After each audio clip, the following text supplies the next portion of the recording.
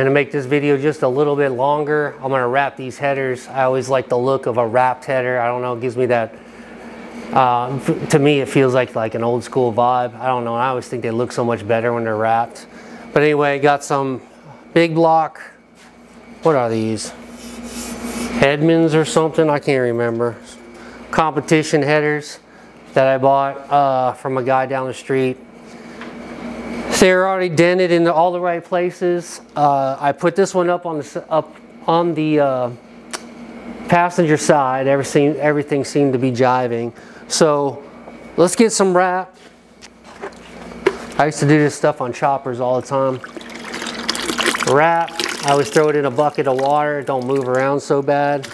The hardest part is you got to leave a long 50-foot strand, and then you got to pull it through and wrap every individual tube. Now these tubes, some of them you might be able to get away with wrapping 2 at once, but a lot of these you are not. So anyway, let's do the tedious task, but they look so good after they're done, of wrapping some pipe. Oh yeah, and you get full of fiberglass too. That's always fun. Let's go with an easy one. Let's start this first bad boy here. I think I did a video on this before. I had an old Chrysler up in here, and I showed everybody how to wrap.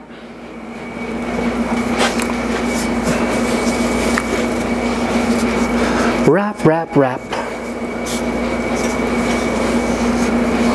The first part is always the most tricky.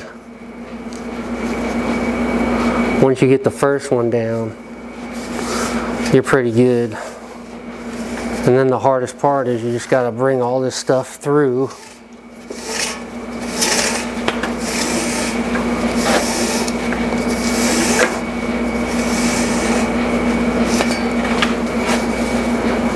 we got that.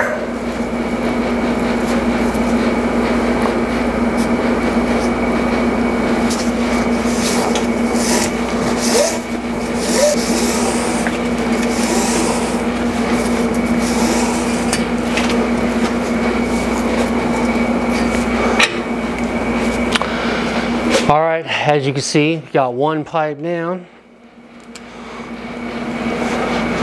3 more to go on this header. And the hardest part is just pulling it through over and over, and then it starts fraying. So I always keep a sharp pair of scissors, and I'll just cut the fray off. Like every 3 or 4 rotations, because it'll start stringing and then you'll start winding the string up, and it's just a nightmare. The tricky part is at the end. I'll show you how that rolls. I don't really know how it rolls, to be honest. I just kind of make it happen the best way that the wrap wants to go. So, but what I do on my first pipe is I'll leave it just hanging, and then I'll wrap all the pipes, leave those hanging. In my last, or this first wrap, I'll bring them all together and then wrap them out to at the end where the collector is. That's the best way I know how to do it. I used to wrap choppers all the time. That's super easy. Header pipes is a whole nother ball game. But anyway, just do one at a time. Take your time, because in the end they look so good.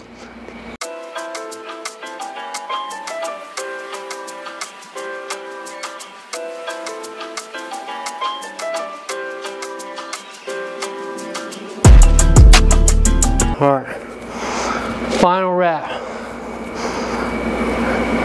Now, this last one here will pretty much take out all the other ones together and keep them all tight. And luckily I left just enough on it too. Bam! Like so.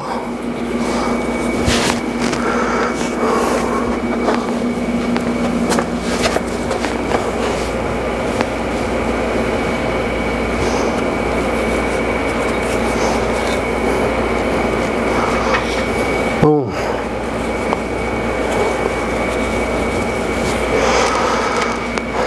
Boom. All right, all the way down the collector.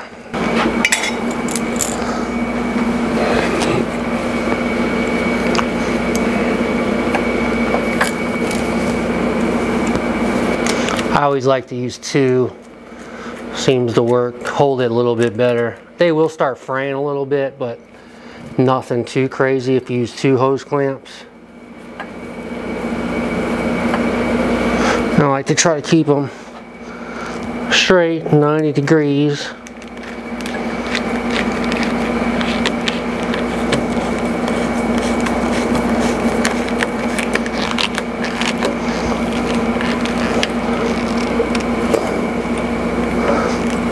Just pop through, and you'll be able to see the pipe. But that's how I do it. That's how I've been doing it for years now. If you guys got a better way to do it, let me know. Just throw it in water. The water lets it stick together, you know, so it don't just spin off. And just cut your frays every once in a while. And then hose clamp the end. That's how I keep it nostalgic looking.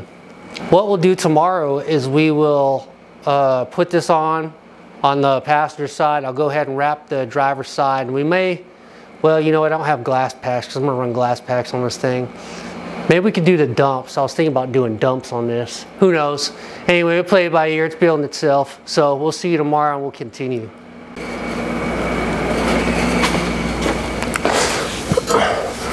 All right, so here we go. We got the first one wrapped, day 2. And we're going to do the driver's side. And these are Hedman headers. I thought they were... well, I didn't know what they were at the beginning of the video. I couldn't remember. But the first thing I want to do before I wrap these, I want to stick them up in the car and just make sure that they fit without me having to ball peen hammer any pieces. I've seen these are already, I mean, these are used. They already have a little bit of dents in them here and there, which is fine. It seems like no matter what kind of header you get these days, somehow you have to ball peen them in some areas. I don't know why that is. But I've had some Doug's headers, $800 Doug's headers on my Charger Super Bee. I remember that red one you see in a lot of my intros.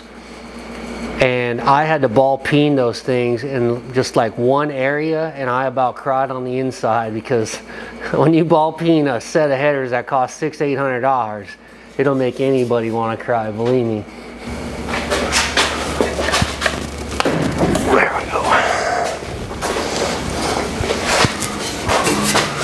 What I did do, because I might have to, I didn't bolt the engine down with the engine plate. I didn't put no bolts in it yet, because last time, every time you do this, sometimes you gotta jack the engine up on one side. We're seeing if I could get lucky, since I do have a mini starter and the small steering box, but it's still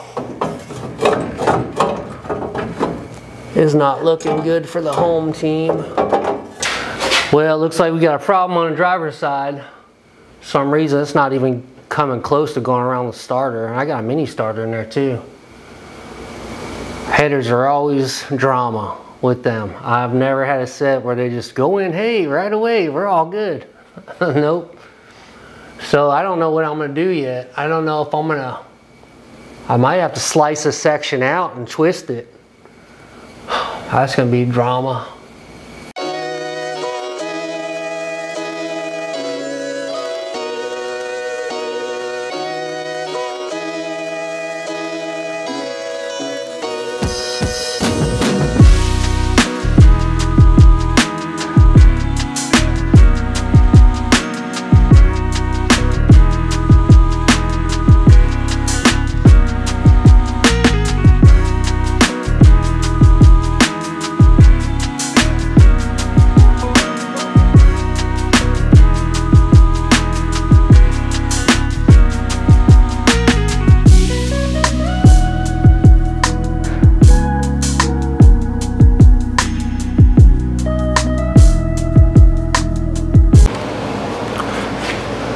All right, back at it. Another beautiful Sunday. A little bit hot out there here in North Carolina. It's almost Iraq hot, and that's hot. So anyway, what I wanted to show you is the exhaust that I'm doing right now. And I love doing exhaust. I just wish I had a bender, like a real deal bender, but those things are like $5-6 grand. And you know, it's gonna take a lot to afford one of those. That's a lot more YouTube videos than what I was thinking. Anyway, I just piece mine together, you know, just bend, like cut little bends.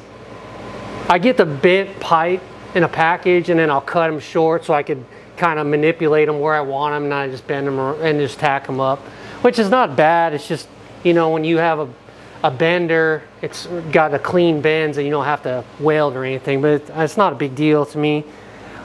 I just wish, you know, I had a bender. Anyway, this is her. We got the pipe all wrapped. Seen that in the last videos. Got the collectors on. See what I'm saying? When I gotta like do little cuts just to get it up in here into the transmission mount tunnel, like the little tunnel area. And then what I'm gonna do is, I had these dumps in my shed for the last 2 years, never ran them. I had them up on a Chrysler. I never tacked them up because the Chrysler ran like crap. So when I sold the car, I ended up taking these back and just throw them in a box. And now I think I'm going to use them on this car. And then also I got a cool thing that I want to show you guys. So I got these bad boys right here. And these came off a jet boat, I'm thinking. I have 4 of them. I got them from an old nostalgic Mopar guy named Charlie. Pulled a couple cars out of his place. But anyway, he had these laying up in like on the floor or something. I cleaned them up just a little, just to see if they'll come out good, because they're all oxidized. Plus I've had them outside too. But anyway, I'm thinking something like come out. I want to do a glass pack and then come out right out the bottom. I think this one's probably better. This one will be going on this side. I think I'm going to cut them off right. I want this thing to sound gnarly. So I might cut them off right under the back seat, per se. Throw a little, I think, yeah, this goes like this. That might have a weird sound to it. I don't know, I never ran anything like this before. But I thought it would be a cool little feature. Actually, this is the kick up to the back seat. So I think I'm gonna put a bolt through there and run them just like so. See that? So 2 of those. I was also kicking around doing the like this right off the dump. I thought that would be kind of trick too. You never see nothing like that, but as I started looking at it, I'm like, this looks way more trick, and it'll sound real weird. I don't know what kind of sound it will have, but exhausts always have different sounds depending on the different bends you put in there. None of them sound exactly the same.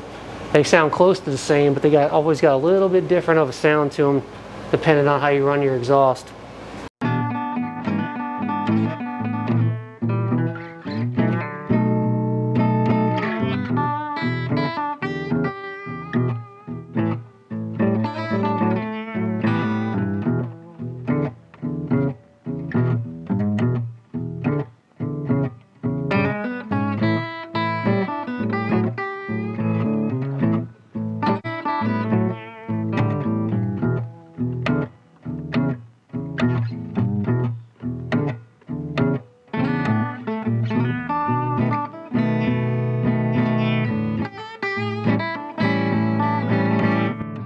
Well, the pipes are wrapped, the exhaust is ran. Well, as good as I'm gonna get it anyway. 67 Coronet. Let's check another one off the list. Let me show you what I did here. So I'll push this thing out for you guys one more time. But here we go, we got the pipes wrapped. You've seen that in the video. We ran the exhaust. Need a bender, definitely. I had to piece all my exhaust together, which doesn't bother me, but it's just a lot of time. It's time consuming. And when I say a bender, I don't want a Harbor Freight bender. I would like, you know, the hydraulic one you see at the muffler shops. But anyway, we did the exhaust dumps as close as I could get to the headers so it get that awesome sound that nobody's gonna hear. We went with some small cherry bombs, and then we did the old flip-flop on the tips, and these tips are from an old jet boat is what I'm thinking. The only thing that sucked about them is they're all one way. So I have 4 tips thinking, okay, I'll just, you know, put a tip here, put a tip there, and I wasn't even thinking about it. I started putting all 4 together and they're all the same direction. So what I did is I just flip-flopped one, which is not a big deal. I mean, if you're looking for something that's perfectly, you know, the same, then obviously this isn't for you. But, you know, who cares? It's just a cool, nostalgic, you know, super stock / street freak now. But what I could do is, if I really want to get crazy, is just take the grinder and just slice these on like a bevel, so they're both the same. But I don't care, it ain't even bother me really. So anyway, let's push this thing out again, and let's get some stuff painted. We're gonna do the trunk lid, I think, today.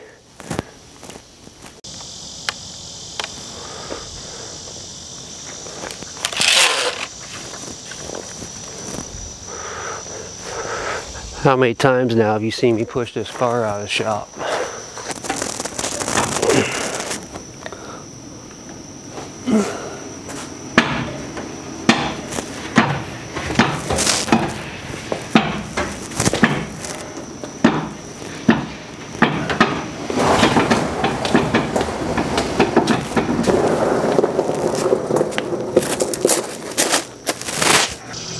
So you guys tired of watching me push this 67 out of the garage with no doors and no trunk lid and no fenders? I know I am. I'm getting tired of seeing it. Doesn't matter though, we're getting the trunk lid done today. We're gonna get the rear end put together. But anyway, I'd also like to say thank you to Curtis Atkins, Stephen Holtz, and Mark Bushaber for donating a little bit of cash to the old 67 project. We here at Poor Boys Garage appreciate you, and we were able to get some velocity stacks out of the deal, so that was always nice. But anyway, Stephen Holtz is a friend of mine. He's got a channel, it's called Stephen Holtz Just Drive It. He's always pulling Mopar or old Fords out of the woods, getting them running and driving and doing that thing, so check him out. On the other hand, we are getting things knocked out. Trunk lid's gonna get painted today. The rear taillight inserts, so you should see me put those on. The exhaust is done. Mark that one off the list. Until next time, my name is Brad. Let them rip, not rock. Keep on saving them. Don't send them to the crusher. You know we hate that. And I can't get loud because it's morning time. But anyway, we'll see you next time. We are out.